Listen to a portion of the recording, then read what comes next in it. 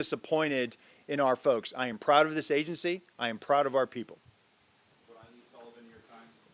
Hi, thanks so much for doing this. On the question of the AGR buildings, is there a process that's standard for the day of the event that somebody from the Secret Service looks around and makes sure all of the assets are where they are? And since the roof of the AGR building was such a glaring omission, why didn't anybody raise that issue at the time? Or secondly, in the security room, look and say, I don't see any local police in here. How are we going to hear them? Right, and I think that was a failure to challenge our assumptions. The assumption that local police were going to have more of a presence in that AGR building. Getting back to your question, there is that diligence that has to be done by the site agents to make sure that, hey, all of the assets are in place. And so there was an assumption that they had it covered, but there clearly was not that follow-up to make sure. But is there a process that you look around and like a punch list and check it off? And it is part of the principles of our advance and our protective methodologies. okay, and secondly, just to follow up on the campaign question, you said it's ultimately the Secret Service's responsibility. So when there's a disagreement between the campaign and the Secret Service on a security issue, who has the last word? So it's not about disagreement, it's about a negotiation. They certainly don't want any harm to come to their principal, and so they respect us. And so usually what it boils down to is escalating it up to a supervisor and a senior staff level. What I can tell you is that if there were discrepancies, and there were, regarding how the site was supposed to have been secured, how supervisors were briefed, and supervisors reported in their mission assurance interviews that they envisioned harder assets to be able to secure that line of sight, to be able to mitigate anything that might have been looking in or would have created an openness on the site at the Butler Farm Show. And so on the morning of, if there were those deficiencies, they were never escalated up to the supervisors to be able to resolve. David Sponge, Fox News. Thank you, sir. I have two questions. They're related. The first is looking forward. The House just voted within the last couple of hours unanimously from those that were present in the chamber to give presidential candidates the exact same Secret Service protection as sitting presidents. My first question is, can you handle that? We've been doing that since July 13th, David. So what is the purpose of the bill? I don't know. You'd have to ask members of Congress that. What I can tell you is that when I say the highest levels of Secret Service protection, the former president is getting tactical assets. He's getting everything that the former president, that the current president has with respect to Secret Service assets. And that was my second question. Can you explain that former President Trump is getting the same protection as President Biden and Vice President Harris? Because a lot of members of Congress on Capitol Hill are skeptical about that. There's a lot of talk saying clearly he didn't have the same protection because if he did, the golf course would have been secure in West Palm Beach. Can you tell people what's going on with that? So with respect to West Palm Beach, what I can tell you without getting into our TTPs, our techniques, our tactics, our procedures, what I can tell you is that on that day there were counter-sniper elements that were present with the former president on the golf course in proximity. There was an entire counter-assault team that was there in proximity. There was also a jump team in proximity. The advance agent who was part of the first element, whose goal was to sweep ahead, did his job. That young man is a very young agent, early in his career. His vigilance, his reaction is exactly how we trained and exactly what we want our personnel to do. He identified a threat, an individual with a long gun, and he made swift decisions and took a swift action to be able to mitigate that.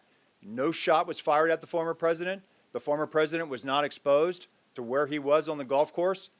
And what I've said, and I said this Monday, that the procedures work, the redundancies work, so that high level of protection is working.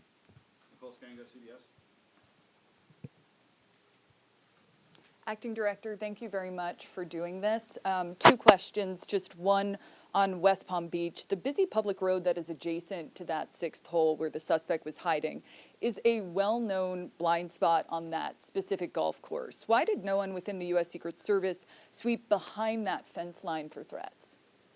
They were sweeping ahead, Nicole. So what I just explained is that that lead element was going ahead sweeping.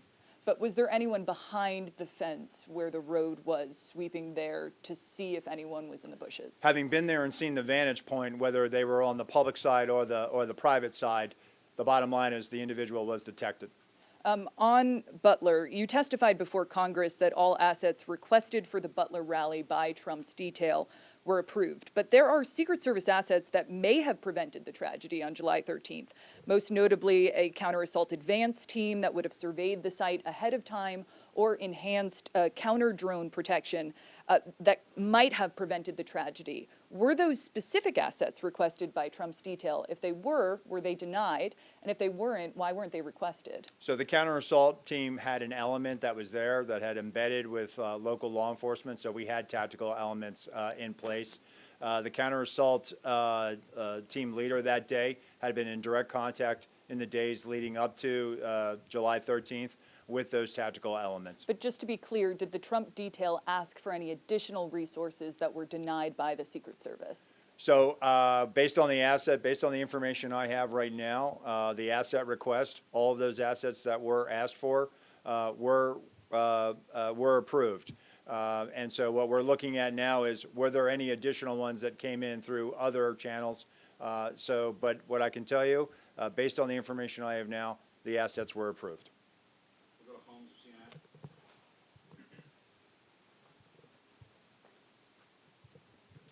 Two questions. When we're talking about Florida and the idea that this was the Secret Service working as it should, does this mean that no security will change for Trump when he goes golfing again? Well, I think what we try to do, Holmes, after every incident, we look at it. What could we have done better? We look at everything. And it doesn't matter whether there's a critical incident that occurs. So we are looking and we're reevaluating to look at, do we need? I've had conversations with Sheriff Bradshaw in Palm Beach County. And so I will leave it to the local field office to carry on those conversations about making changes. That's where I'll leave that. And then on Butler, if we can drill down on the specific timeline a little bit, at 6:08, we know that a local radio call went out that a man was on the roof. Now, my understanding is that the state police were in a separate area with locals, and their job was to communicate any local chatter to the Secret Service.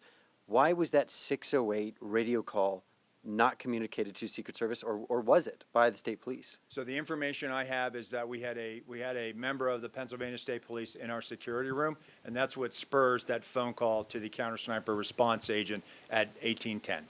And so the state police never communicated a local radio call at 6:08 to the What I'm Secret saying Service. is that the personnel that was in the security room passed that information, and that triggers the 1810 phone call. Okay. We'll go to Rebecca Beach with the Hill.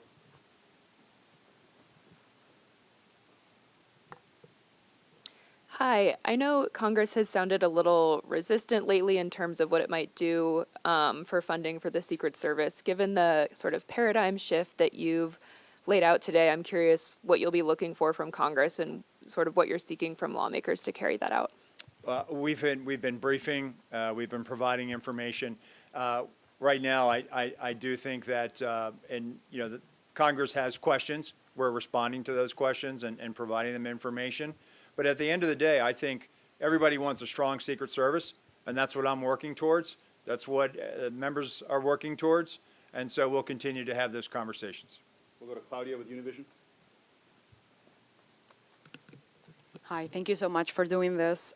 Republicans in Congress, they want the same level of security than the president for the candidates. How realistic is really that? Can you be more specific on that? I know you answered that question, but can a candidate have the same level of security of a sitting president? And also, what changes are we expecting in the security area after, where most of the incidents happened? So how I approach that, Claudia, is this. The way the Secret Service is structured, the President of the United States has the highest level of protection of any world leader, period, the end. The number of assets that the Secret Service provides and the Department of Defense provides is at the highest levels. Those same highest levels with respect to the Secret Service are being provided to the former president's detail. And so when it comes to maintaining this, where we are at right now is we have finite resources. the way we are structured with some of our classified assets, with some of our personnel, and with some of the president, we've now expanded that to include the former president. And so while we can do this, it is certainly, we are burning through a lot of assets and resources. And that's the argument that we've been trying to show. This isn't some pie in the sky trying to say, hey, we want this now. We are not capitalizing on a crisis. We are showing the math. We have finite resources, and we are stretching those resources to their maximum right now, which is going to require us to replace these assets. It's going to require us to also adjust, to look at this and evaluate that if we have to do this again, or do it because of some other situation that we have no other control of, we have to be able to sustain that for an indefinite period of time. And so I am hopeful, and I am certainly engaged in these discussions, and I feel like at the end we will get there because we have no other choice. What changes are you going to make outside of the secure area? That zone where everything happens? The outer perimeter. So Yeah. I think that's where we have to be very direct and clear with our state and local partners as to what we're asking of them. Go to Joe Khalil with News Nation. Thank you, Acting Director. I've got two questions. The first, it's our understanding it takes anywhere from 4 to 10 years for an agent to go through the training that rises them up to a presidential detail level. You've described a manpower issue. Given that, do you think that training timeframe might change so you can expedite getting more officers to a presidential detail should you need that? So we're not going to drop standards, Joe. We have not dropped standards. You do need to develop those agents. And when agents start, you cannot put them on the highest level protection, protecting a protectee. When they graduate from our training facility, they go to a field. They do advances. They do criminal investigations. The importance of having that what we call phase one, that's where those agents that are doing federal investigations, that are interfacing with local law enforcement, those are skills that they learn. Analytic skills, how to conduct a federal investigation, how to interact with a U.S. attorney, how to interact with a state or local agency. And all the while they're doing that, they're also popping in and out doing protection, whether they're doing it in New York City for a United Nations General Assembly, or they're doing in advance for a visiting head of state or a world leader that comes into their field office district. That's where they cultivate and sharpen those skills, and it will take them up until probably 4 years. Ideally, that sweet spot is between the 4th and 5th year where we send them off to a permanent detail. That's where we are getting to as far as the career path. And so it's critically important that we make sure that we still develop people. It is being on the Presidential Protective Division or the Vice Presidential Detail. It is a very, very high pressure situation. It requires a lot of maturity. It requires decision making, analytic skills, and the ability to problem solve. And it takes time to develop those skills, even though we've put you through training. The more seasoning you have in the field, the better off you're going to be as far as being a protection agent. So then how do you address the manpower issue quickly? So right now we've had robust hiring this year. By the time we close out the fiscal year, we're going to hire more than 400 special agents this year. Right now, looks like we're going to have a net gain in the hundreds, triple-digit net gains, something that we have not seen in a little while. I can tell you that applications right now are at an all-time high for applicants seeking employment with the United States Secret Service. So I do believe that we are going to meet this. We have no choice. We have the 2028 Summer Olympics ahead of us in Los Angeles. The Secret Service will be responsible for the security planning of that. That is going to require a tremendous amount of personnel, tremendous amount of resources, and a tremendous amount of collaboration with state and local and other federal partners. We are going to get there. We are getting there now. We have filled all of our training classes going into this next fiscal year. So we're getting there. We have turned the corner. We're showing those metrics to Congress, and I think that's the question that they've had, and we are going to show them that we can deliver on this. And just second question is, former President Trump has said that he is going to the Alabama-Georgia football game this weekend. Are those kinds of events particularly concerning given he could be around tens, if not hundreds of thousands of people? So I'm not going to comment on protectee schedules. What I'll tell you is that each event is complex and each advance is different. And those advanced teams, they know what they have to do to make a secure environment for our protectees. Thank you for doing this. You said we were now moving into the accountability phase of this Butler investigation. You did not want to discuss names of who might be punished, so to speak, but can you give us more detail, at least maybe how many people would face punishment or repercussions for what happened in Butler, at what levels of the organization those people represent, and what level of punishment, again, they may face? So again, I can't comment on this. This is a personnel matter that is still pending. What I will tell you is that I have not asked for anybody to retire. That was not, I know some of that was reported. That is false. And with respect to the disciplinary process, it will be handled in accordance with our table of penalties. That will be led by the Office of Integrity in coordination with our Office of Professional Responsibility. And then one follow-up as well. All this talk about making things more robust, more agents in the field, this type of thing, this is not the first presidential election you guys have had to secure. So why weren't all those moves put in place prior to this year's election? So the former president has had robust security around him since he left office, more robust than prior former presidents.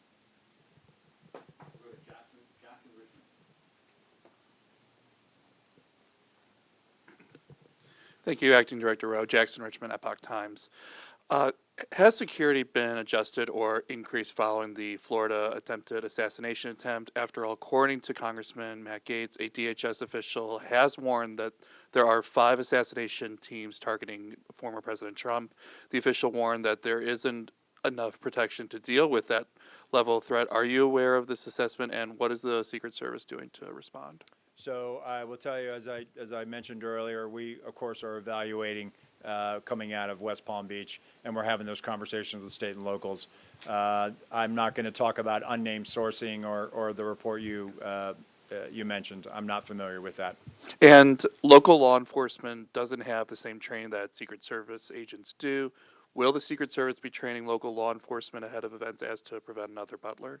So right now we're actually having some very good discussions with the Federal Law Enforcement Training Center about developing a curriculum to assist our state and local partners. And you know what I'll say is some of the things that we've been talking about. Our state and local partners, and I know people have said they're not trained like the Secret Service. Men and women of law enforcement protect their communities every day. They understand how to handle a crisis situation. They understand how to respond to a violent felony in progress. They know what their jobs are. We certainly, when we ask them and enlist their assistance, you know, we're relying on them. So I think it's important that we always try to give back to them, whether it's through training or forensic support or investigative support. And so one of the things that we're contemplating now is partnering with the Federal Law Enforcement Training Center to develop not only a law enforcement guide, but also develop a training curriculum through FLETC with a cadre of Secret Service personnel to be able to train them in the principles of advance. And that will only help them when dignitaries come to their district, or perhaps if they're protecting a mayor or a locally elected official. So we're all about giving back to them. Next month, we're going to unveil a guide on how to come up with a multidisciplinary threat assessment team that's going to be led by our National Threat Assessment Center. So we are very, very in tune with what our state and local partners, how they support us, and we're constantly evaluating what we can do to not only bolster those relationships, but give back to them. Thank you. Sadie Gurman, Wall Street Journal. Wow, you guys have covered a lot of ground with the questions.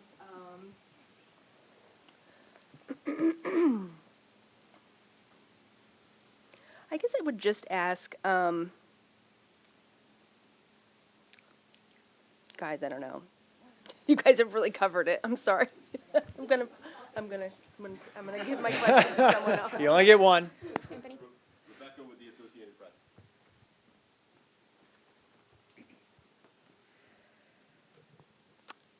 I'm going to go back to the line of sight issues and the roof issues. Can you just lay out very clearly who was responsible for security on those roofs? Was it the locals? What was the plan and how did it fail? And then also secondly, you keep talking about a paradigm shift, but what does that mean? Can you kind of detail what you mean by that? So with respect to the AGR building, and that's where you're going for, right? When we construct a site, not only are we worried about who can get into a site, but also who can look into that site. So there should have been clear direction about what we needed done at the AGR building. That was discussed during the advance, but I think there was a lack of follow through based on the information I have now and what I'm seeing. There should have been better follow through in some aspects of that, about access control to that property, about access control to the collateral property of the AGR building. And so it was about not giving the state and locals clearer direction on what we needed done. With respect to the paradigm shift, this is about looking at the organization holistically. For example, the communications issue. Communications were problematic. And I think where I'm looking at is we need to have communications that are more closely aligned to the operations. And so coming out of July 13th, what I've seen and the direction I gave is we have to be very efficient with where we're putting our security rooms. Recently, I was on a visit where, again, similar to Butler, where there was a unified command post.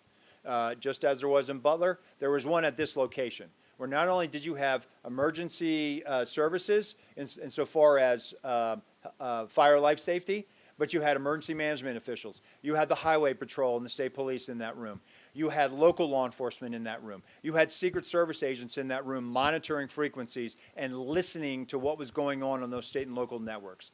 In addition to that, the locals were flying a drone in proximity to the site. That drone feed was being beamed into that unified command post, and our agents had total domain awareness about what was going on.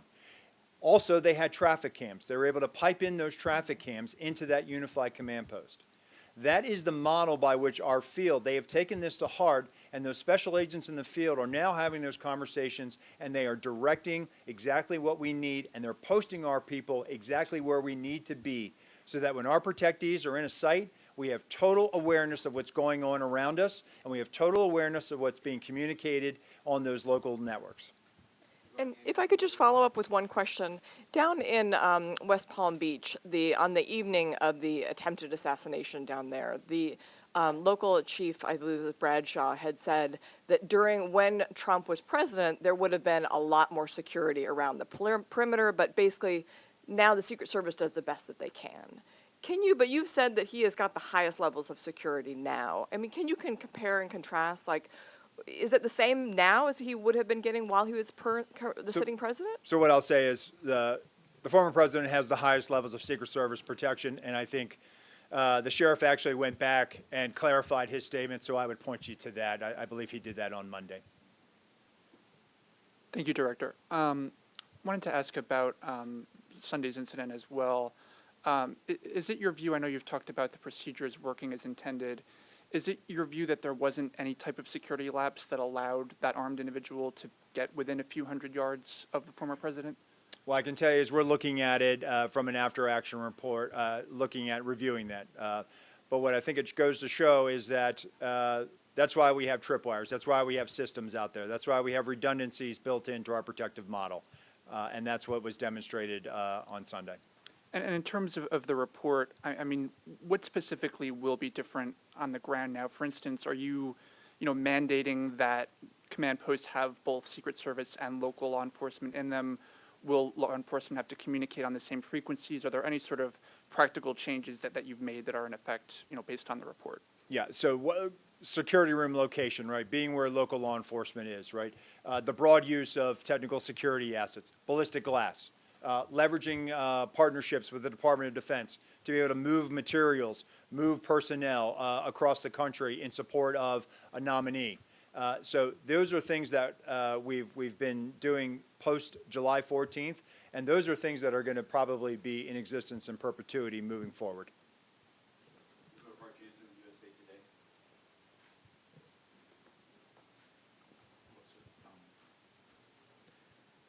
I also had a question about Florida.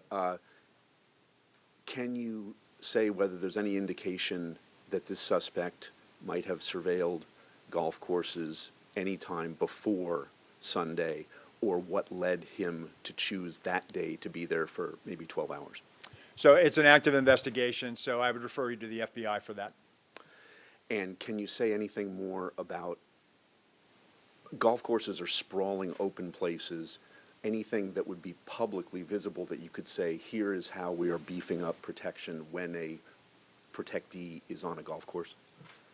So again, what I've said, and I'll continue to do this, and I have to be very mindful of our techniques, our tactics, and our procedures. It is probably not good to continuously not only talk about Secret Service procedures, because we're telegraphing to adversaries. We're telegraphing to people who probably would intend to do harm to our protectees. But what I will tell you is that our model, our protective model, consists of multiple layers and redundancies. The outer, the middle, the inner, those are the layers. And then we have redundancies built into that. And so with respect to golf courses or any open venue, we apply those methodologies. Ellen Gilmer with Bloomberg will be next. Thanks, Acting Director. With regard to your conversations on Capitol Hill, can you talk about, for resources, do you need to have a specific dollar amount included in an upcoming CR to make things work, or would the anomaly language that the administration had previously requested, is that something you can live with? I'm not going to get into specifics because we're having those conversations, and out of respect for the confidentiality of those discussions, I'm not going to disclose a number. What I'll tell you is that we've made several presentations. We're working at the staff level, and we're having those conversations, and they are ongoing. And related to that, you mentioned earlier you want the Secret Service to wean itself from relying on other components of DHS in its protective mission. Is that contingent on getting those additional resources, either right now or at some point in the appropriations process? Well, I don't want to rule out that we'll never have to enlist the assistance of others through requests for assistance, and we do those memorandums, and we did that back for several presidential campaign cycles. But I think the importance here is we have to be able to, at a moment's notice, surge people to where they need to go. And if we're going to be having to mitigate, and that's what we do. We're in the risk mitigation business. We are not in the risk elimination business. And so we have to be able to have the personnel, the assets, and be able to spread those out for an indefinite period of time in the event that another situation, a geopolitical conflict, or some other tension requires us to do so. Ashley with the Examiner. Thank you. You've addressed the golf course incident in great detail, but I just want to ask, are you fully satisfied with the way the Secret Service managed the Florida incident on the golf course, or would you change anything? Can you answer the question that way? I'd say based on the information I have right now, I say that situation was managed according to our training. As soon as our agent discovered the individual, took swift action and took steps to neutralize that threat. Immediately upon doing so, he communicated over the radio. There was a communication of shots fired, which immediately, not only did our personnel assigned to the close protection of the president, of the former president, hear the shots, they immediately went into action. The counter-assault team went into action. The counter-snipers went into action. Supervisors and shift personnel immediately evacuated the president, took the most expedient route to where he needed to shelter in place. He had ballistic protection around him. They sheltered in place until they could determine, was this just the first wave of an attack? Immediately, local law enforcement assets responded to the scene. Local tactical assets that were partnered with our counter-assault team were also present, immediately responded. And so that barrier, those layers of protection, those redundancies, the redundancy was the agent that first discovered, followed by another set of agents that also set up that middle perimeter around the shift that was evacuating. And so in the case of West Palm Beach, based on the information I have now, and again, we will review it, it appears that those agents, those supervisors, made swift decisions and made correct decisions. Liz Landers with Scripps.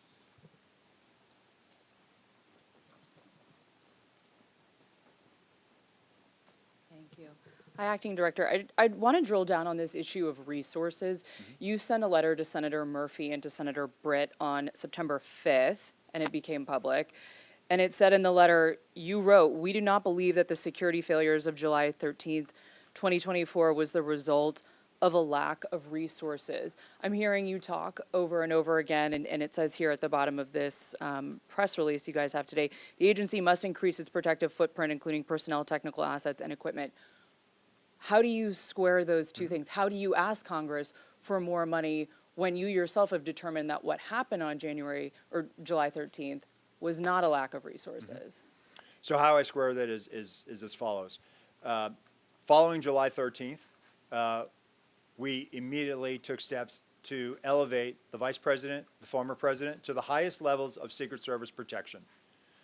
We also took steps to elevate the protection of Senator Vance and eventually Governor Walz to high levels of Secret Service protection. And what I was talking about earlier is the way we are structured, and I go back to this, the President of the United States is the most highly protected individual on the face of the world. That is how the Secret Service is built. That is what we are primarily focused on. And then once you have those assets and resources, they are also committed to the vice president.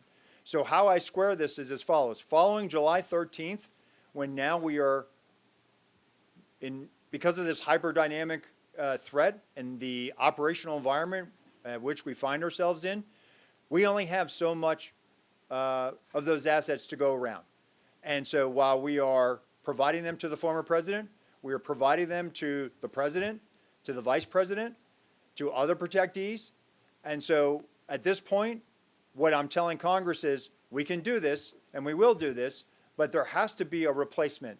There has to be life cycle replacement on this. There has to be, if we're going to be called upon to do this again or do this now, because the threat is not waning. The threat is not going to evaporate anytime soon. And so we have to be prepared for this. And that is the argument that we have been making, and we have certainly made some inroads, and we're having these productive conversations with the Hill. Can I just ask you also, will the Secret Service have the resources to protect the Capitol on January 6th? I know that's now been designated. The agency will be leading the protective services detail for that day. You're describing protecting all these different people right now. How will January 6th play out? So the January 6th proceedings were designated a national special security event. We are the lead security planner for that. But again, we have great partnerships with all the law enforcement agencies in Washington, D.C., and most notably the U.S. Capitol Police, which are our partners when we do the State of the Union or when we do any event at the Capitol that rises to a national special security event, like the State of the Union or state funeral. So you feel confident you will have the personnel, technical assets, and equipment you need for that day? We will have what we need. Director, last question is going to go to the pool. Blue bar.